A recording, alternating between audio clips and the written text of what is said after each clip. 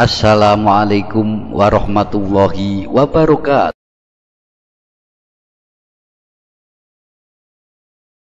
Kali ini kami akan mengupas sejarah berdirinya Gerakan Pemuda Ansor dan Banser.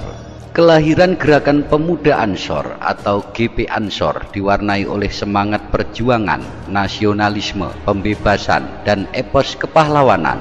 GP Ansor terlahir dalam suasana keterpaduan antara kepeloporan pemuda pasca Sumpah Pancasila, semangat kebangsaan, kerakyatan, dan sekaligus spirit keagamaan. Karenanya kisah Laskar Hizbullah, Barisan Kepanduan Ansor dan Banser sebagai bentuk perjuangan Ansor nyaris melegenda, terutama saat perjuangan fisik melawan penjajahan Belanda dan penumpasan G30 SPKI.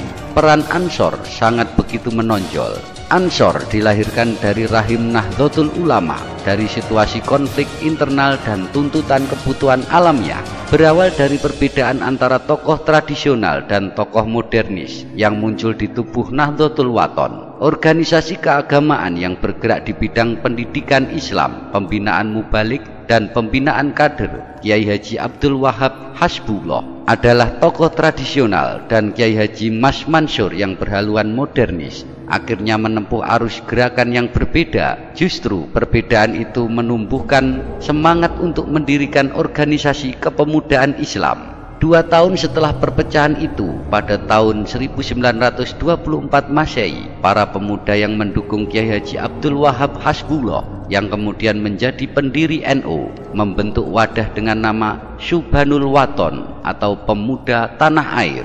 Organisasi inilah yang menjadi cikal bakal berdirinya Gerakan Pemuda Ansor setelah sebelumnya mengalami perubahan nama seperti Persatuan Pemuda NU, PPNU, Pemuda NU atau PNU, dan Ansoru Nahdlatul Ulama atau ANU. Nama Ansor ini merupakan saran dari Kiai Haji Abdul Wahab Hasbullah, ulama besar sekaligus guru besar kaum muda pada saat itu, yang diambil dari nama kehormatan yang diberikan Nabi Muhammad SAW kepada penduduk Madinah yang telah berjasa dalam perjuangan membela dan menegakkan agama Islam. Dengan demikian, ANU dimaksudkan dapat mengambil hikmah serta tauladan terhadap sikap, perilaku, dan semangat perjuangan para sahabat Nabi Muhammad yang mendapat predikat Ansor tersebut. Gerakan ANU yang kerap disebut GP Ansor harus senantiasa mengacu pada nilai-nilai dasar sahabat Ansor, yakni sebagai penolong, pejuang, dan bahkan pelopor dalam menyiarkan agama Islam, menegakkan dan membentengi ajaran Islam. Inilah komitmen awal yang harus dipegang teguh setiap anggota GP Ansor. Meski ANU dinyatakan sebagai bagian dari NU, secara formal, organisatoris belum tercantum dalam struktur anggota NU. Hubungan ANU dengan NU saat itu masih bersifat hubungan pribadi antar tokoh baru. Pada Muktamar NU ke-9 di Banyuwangi, tepatnya pada tanggal 10 Muharram 1353 Hijriah atau 24 April 1934 Masehi, ANU diterima dan disahkan sebagai bagian Departemen Pemuda NU dengan pengurus antara lain Ketua Haji Muhammad Thohir Bakri, Wakil Ketua Abdullah Obid, Sekretaris Haji Ahmad Barowi, dan Abdus Salam. Dalam perkembangannya secara diam-diam, khususnya ANU Cabang Malang mengembangkan organisasi gerakan kepanduan yang disebut BANU, Barisan Ansor Nahdlatul Ulama, yang kelak disebut Banser, Barisan Serbaguna. Dalam Kongres kedua ANU di Malang tahun 1937, di kongres ini BANU menunjukkan kebolehan pertama kalinya dalam baris berbaris dengan menggunakan seragam kebesaran Banser dengan Komandan Muhammad Syamsul Islam yang juga Ketua ANU Cabang Malang. Sedangkan instruktur umum BANU Malang adalah Mayor TNI Hamid Rusdi, tokoh yang namanya tetap dikenang dan bahkan diabadikan sebagai nama salah satu tokoh di Kota Malang. Salah satu keputusan penting Kongres 2 ANU di Malang tersebut adalah didirikannya BANU di tiap cabang. Selain itu, menyempurnakan anggaran rumah tangga ANU terutama yang menyangkut soal BANU. Pada masa kependudukan Jepang, organisasi-organisasi pemuda dihancurkan oleh pemerintah kolonial Jepang, termasuk ANO. Setelah revolusi fisik tahun 1945 sampai 1949, usai tokoh ANO Surabaya Muhammad Hussaini Tiwai mengemukakan ide untuk mengaktifkan kembali ANO. Ide ini mendapat sambutan positif dari Kiai Haji Wahid Hasyim, Menteri Agama Republik Indonesia Serikat pada waktu itu.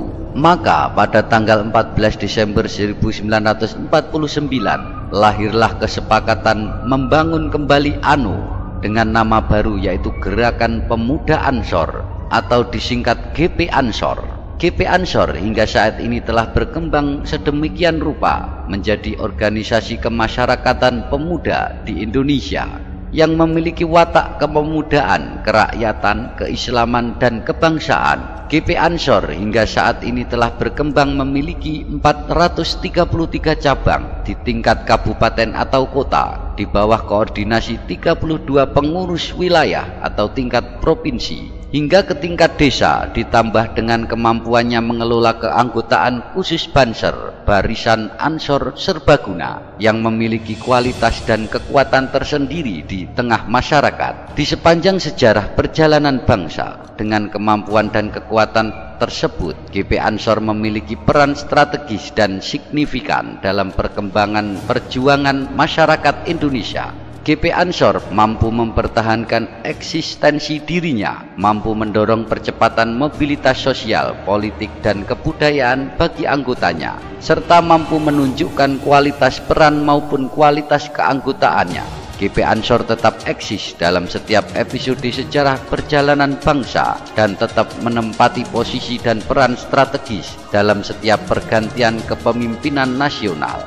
Semoga kisah ini dapat menjadi pelajaran dan dapat menggugah hati kita untuk selalu mencintai tanah air kita, yaitu negara Indonesia, dan turut serta menjaga kesatuan negara Republik Indonesia. Amin amin ya robbal alamin. Wassalamualaikum warahmatullahi wabarakatuh.